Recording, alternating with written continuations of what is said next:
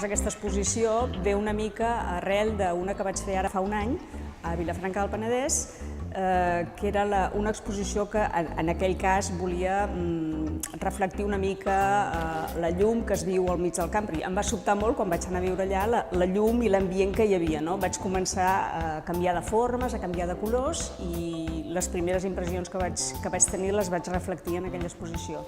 I al cap d'un any ara he anat depurant, diguéssim, considero jo, aquesta llum i aquesta atmosfera, i ara el que volia mostrar una mica la meva visió com a persona que viu de Barcelona però que viu a fora, i ara ho porta aquí una mica la visió que jo tinc de viure més en contacte amb la naturalesa.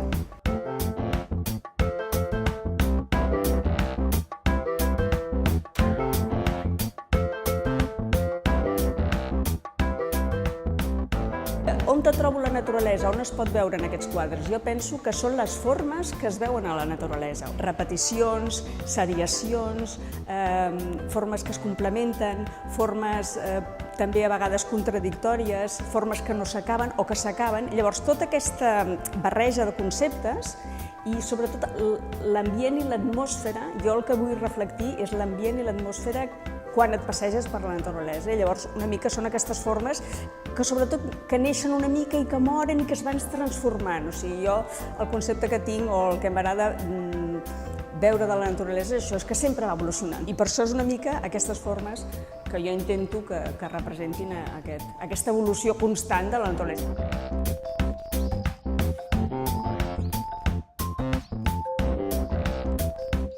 Pel que fa a la tècnica, tots són pintures sobre tela i són amb tècnica diversa, amb acrílic i oli, tot és barrejat.